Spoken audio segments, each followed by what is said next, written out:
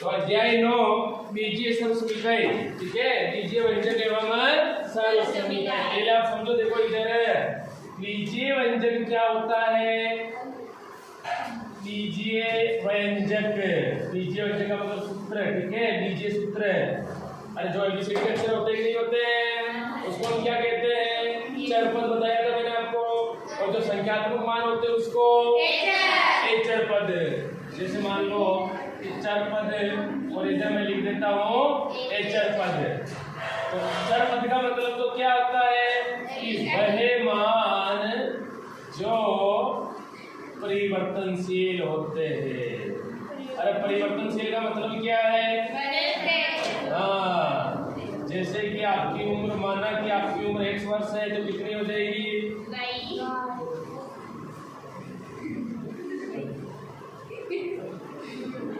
अरे मान लीजिए आपकी उम्र 1 वर्ष मान ली, तो एक्स की जगह और भी तो मान सकते हैं, वो सारे क्या कहलाते हैं, वह मान जो परिवर्तनशील होते हैं, जिनको हम बदल सकते हैं, जैसे कि A to Z, समझ गए, वो सारे कौन से मान होंगे, चर पद। और एक चर पद का मतलब वह मान जो परिवर्तनशील नहीं होते हैं, हाँ, या फिर अपरिवर्तनशील होते हैं। ये परिवर्तनशील का मतलब बदल नहीं सकते। अरे भाई जैसे आपकी उम्र 16 वर्ष है, मैं थोड़ी कह दूं कि आप 50 साल के हो।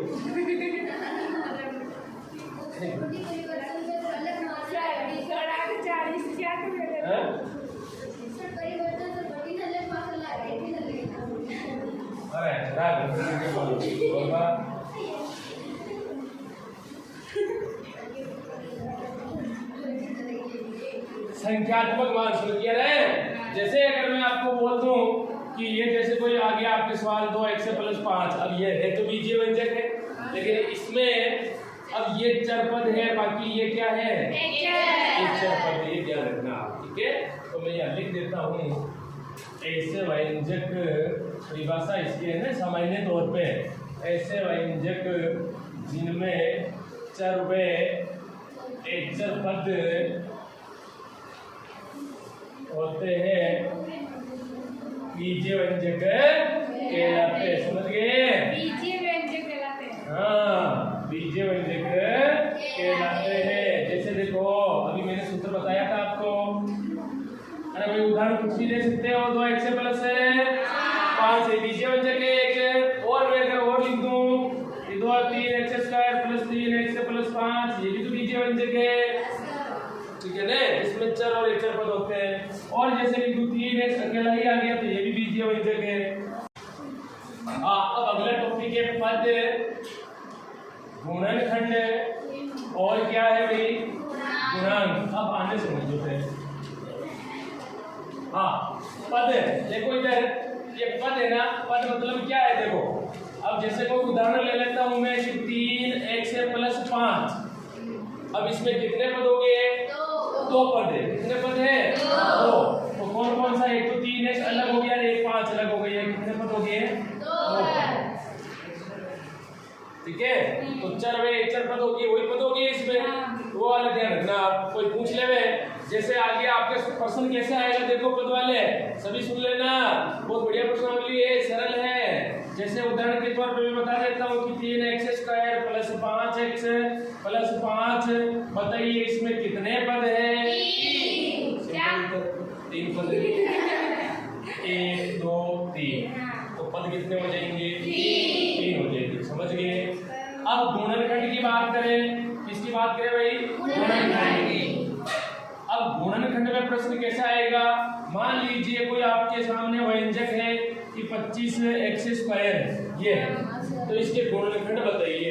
तो आपको क्या करना है, गुणनखंड मैंने बताया क्या बाजे गुणनखंड है, अरे तो 25 के टुकड़े क्या हो जाएंगे, 5 × 5, और x कितनी बार है, 2 बार, x × x, ये इसके गुणनखंड होगी, कर लोगे।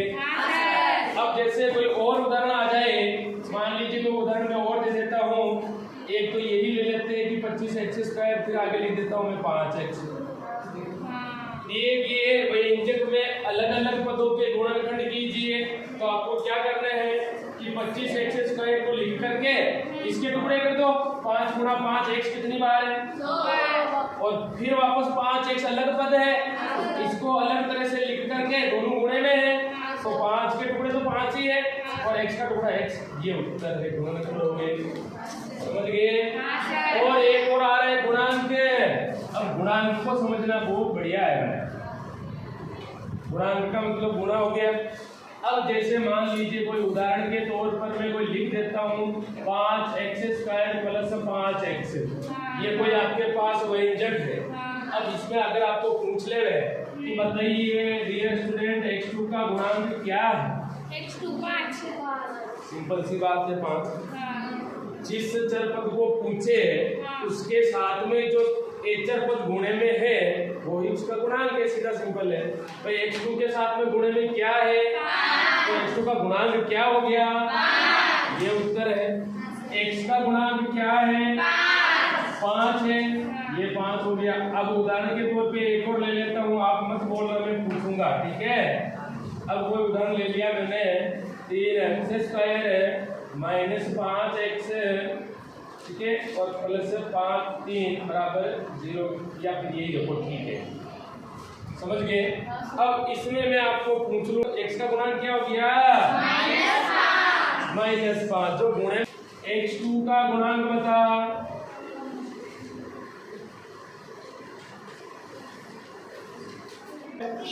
तो ये 3 उत्तर आ गया। बैठ जा। हाँ सोलो बता, x3 का गुणांक।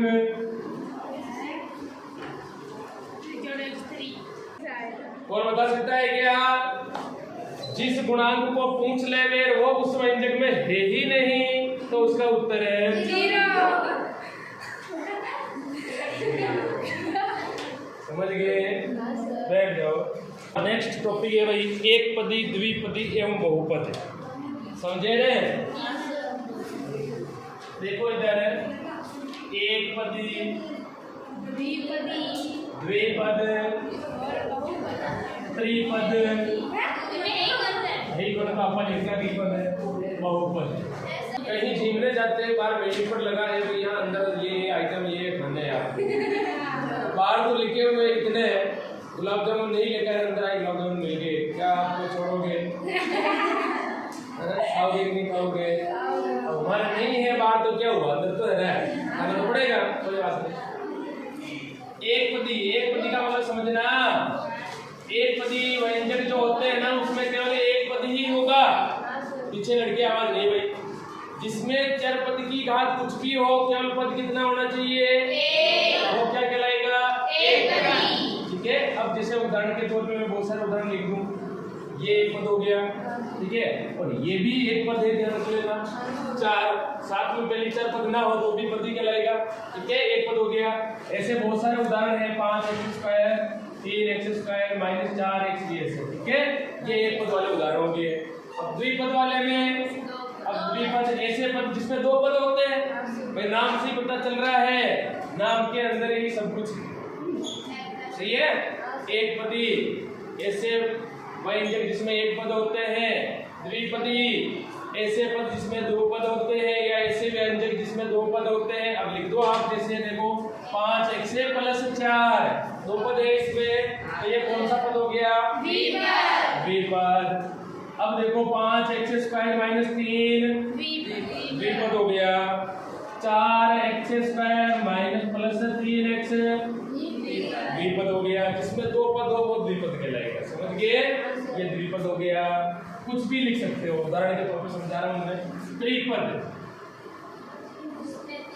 ऐसे पद जिसमें कितने पद होने चाहिए? 3 पद। 4x² + 5x + 3 कितने पद? 1 2 3 त्रिपद हो गया, ठीक है। तो ऐसे बहुत सारे हैं उदाहरण, समझ गए? ये त्रिपदी कहलाएंगे आपके।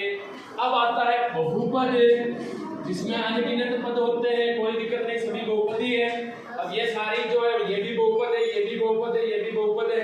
बहुपद में कितने पद निश्चित नहीं है, बहुपद भी बिल्कुल बहुपद है, बहुपद के ही प्रकार है। आप 9th में जब पढ़ोगे ना तो ये बहुपद के प्रकार है। बहुपद के प्रकार पदों के आधार पर ये 3 होते हैं, और घातों के आधार पर फिर अलग आएंगे। घातों के आधार पर रेखिक बहुपद, द्विघाती बहुपद, त्रिघाती बहुपद, ये 9th में है आपके। बहुपद प्रश्नावली है, जो बहुपद लिखो में एंड वही पूरी नामुश है बहुपद नवी का वही तो खाली है बहुपद 10वीं में भी है बहुपद तो बहुपद के प्रकार है ये कुल मिलाकर के ठीक है तो इनको हम सभी को बहुपद कह सकते हैं ऐसे पद जिसमें बहुत सारे पद संख्या निश्चित नहीं हो वो सारे अब जैसे लिखो 5x भी बहुपद है 4x + 3 भी बहुपद है 4x² + 5x + 3 भी बहुपद है a + b + c + d बहुपद है दे समझ गया ये सारे बहुपद है तो समान और असमान पद भी आपको पता चल जाएगा अगर चर पद अगर पता है तो ABCD का सब अक्षर है हाँ समान व ए समान पद ठीक है अब इसमें देखो पहचान कैसे करनी है सारे देख लेना ठीक है चर पद किसे कहते हैं बताओ पहले तो ऐसे मान जिनको हम बदल नहीं सकते या बदल सकते हैं बोलो चर पद जिसको हम बदल सकते हैं ऐसे मान जो जिसको हम बदल सकते हैं ए टू जेड सारे एक साथ चर पद कहलाते हैं अब जैसे हमारे को मान लीजिए कोई मैं यहाँ पे पद लिख देता हूँ कि 5x ठीक है या फिर आपकी किताब में से लिख देते हैं ये सारे लिख करके ये देखो चलिए इसमें से हमारे को ढूंढने हैं कौन से समान है कौन से एक समान है तो इसी में से मैं बता देता हूँ देखो 7x 14x -13x फिर 5x² फिर 7y फिर 7xy तो बात क्या करें -9y² -9x² और -5x ये है अब इसमें आपको देखना है कि समान पद कौन कौन से हाँ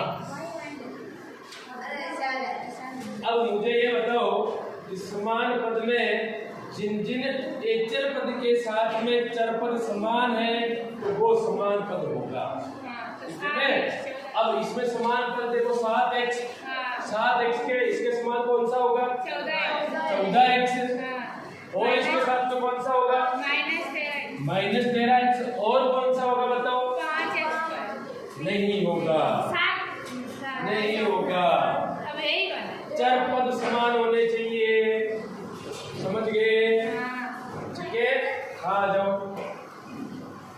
भाई 7x 14x -13x ये तो हो गया आपके जिनके पास में देखो चर पद x है इसके साथ में x है इसके साथ में भी x है तो एक इनका ग्रुप ये बन गया अब और इसमें से देखो और कौन कौन से समान होंगे बताओ देखो 5x² और इधर भी x² है तो ये दोनों भी क्या होंगे समान होंगे ठीक है और बताओ और नहीं है बस ये एक समान होंगे और बताओ 7xy और -5xy ये भी समान कोई नहीं समान पद में आप समझ गए ए समान पद में समझ जाओगे अभी मैं आपको बता देता हूँ बताओ मुझे क्या 7x और 5y समान पद है क्या नहीं क्या मुझे बताओ 7x और 5xy समान पद है क्या नहीं ठीक है चर पद साथ में बराबर होना चाहिए मतलब समान होना चाहिए इधर x है तो उधर भी x ही होना चाहिए ठीक है ना समझ लोगे के बीजीय व्यंजकों का योग एवं व्यकलन अब योग का मतलब तो क्या है जोड़ना व्यकलन का मतलब क्या है घटाना तो आप समझो देखो इसे मैं समझा देता हूँ पहले आपको बीजीय व्यंजकों का योग में व्यकलन योग का मतलब तो क्या है भाई जोड़ना और व्यकलन का मतलब है घटाना समझ गए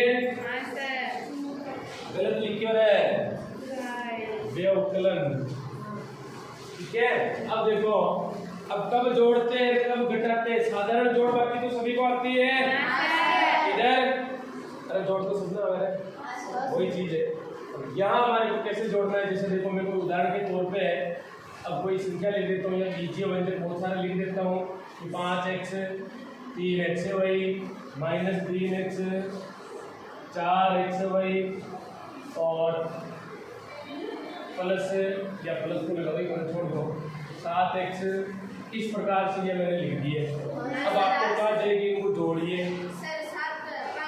तो जिन जिन संख्या के साथ में चर पद जो समान होंगे, जो समान पद होंगे, उन्हीं को जोड़ेंगे हम।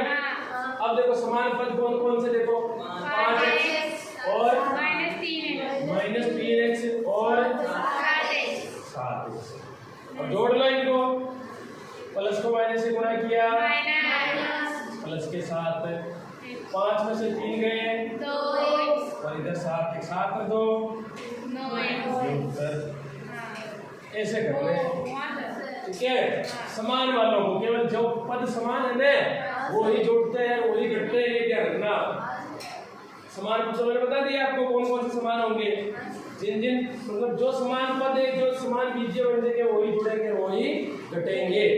ठीक है, अब इसमें और समान कौन से देखो, 3x प्लस 4x। अब ये कितने हो गए, 7xy। अब अगर इन सभी का योग कर ले हुए एक साथ में, तो देखो समान वालों को अलग जोड़ दिया, इनको अलग जोड़ दिया। अब इनका दोनों का योग कर लो, नहीं जुड़ेंगे, यही आंसर होंगे आप। ठीक है, तो ये समान जोड़िए तो यही आंसर है। हाँ, y नहीं होता तो जुड़ जाते, 16x हो जाता। अगर यह y अब y है तो नहीं जुड़ेगा, क्योंकि समान पद नहीं है। इनके साथ में चर पद x है, इनके साथ में x y है, इसलिए ये दोनों समान नहीं है। तो यही हमारे आंसर है। ठीक है, ऐसे कर लोगे। देखो 9.1 पहला प्रश्न है, सुनिए, आवाज दे। निम्नलिखित व्यंजकों में से प्रत्येक के पदों एवं गुणांकों को पहचानिए। पहला प्रश्न है XYZ का स्क्वायर -3ZY। अब मुझे इसमें आपको देखो प्रश्न क्या कह रहा है, पद और गुणांक को पहचानना है। किनको पहचानना है, इधर पद है। अब पद तो देखो पहला पद तो ये हो गया और दूसरा ये हो गया, समझ गए। अब पद में तो 5XYZ पहला पद ये हो गया, कोमा का चिन्ह लगा दो, -7 में है तो -3ZY ये दूसरा पद हो गया।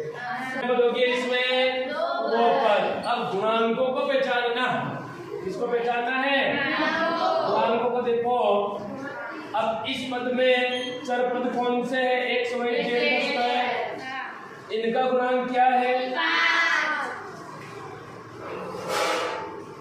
भाई जो गुणे में वही उत्तर है। अब इसके साथ में चर पद क्या है, ZY का गुणांक क्या है, ये हो गया पहला सवाल, ये उत्तर है।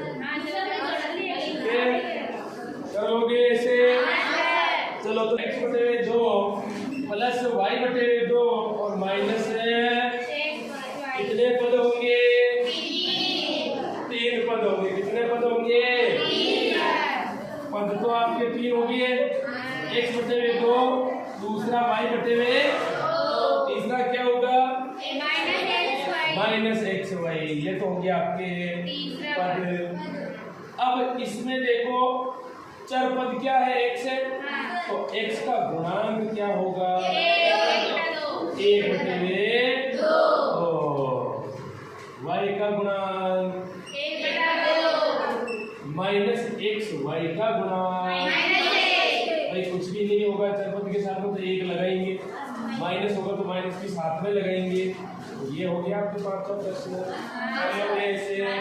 सारे ही वेरी गुड। हाँ, अब इसमें आपको पहचानना है एक पदी कौन सा है, द्विपदी कौन सा है, त्रिपदी कौन सा है। ठीक है, द्विपदी, त्रिपदी और तीनों में नहीं है, और बहुपद में कौन सा है, समझ रहे हो ना। अब मुझे इसमें बताओ आप, एक पदी वाला बहुपद बीजीय व्यंजक कौन सा होगा जिसमें एक पद है। जिनको आ रहा है आप मेरा करो जल्दी से। वेरी गुड, बहुत अच्छे बताइए। हाँ 1000 इसमें केवल एक पदी है। और देखो और ढूंढो रे, नहीं है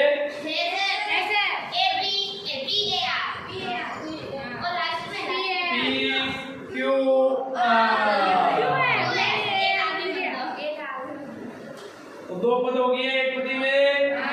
वेरी गुड, शाबाश, बैठ जाइए, बहुत अच्छे। पी क्यू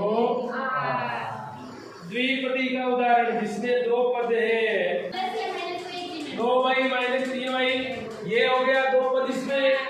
और एक 4z माइनस 15z स्क्वायर, ये हो गया द्विपद। और देखो ये वाला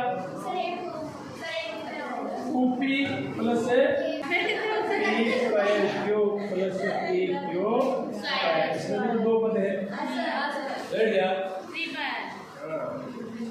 त्रिपदी का उदाहरण है।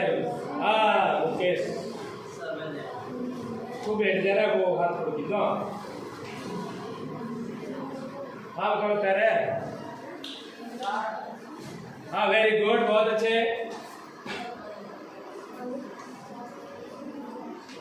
अरे तीन पद देखो, 1 2 3 पद हो गए। नाम से पता चल रहा है त्रिपद, यानी जिसमें 3 पद होते हैं। अब इसमें भी 3 पद है। एक उदाहरण ये लिख दो, ठीक है, मिल जा।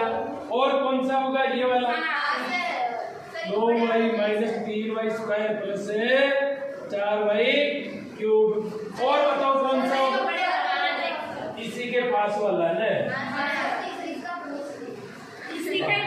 पड़ोसी। ये जो शेष बीज व्यंजक बचे हैं, इसमें 3 से अधिक पद है। तो 3 से अधिक है तो बहुपद में आ जाएंगे। बहु का मतलब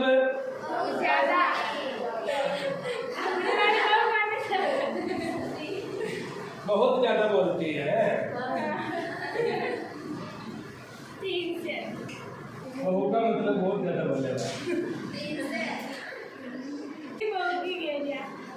मैं तुम्हारे बहुपद की जो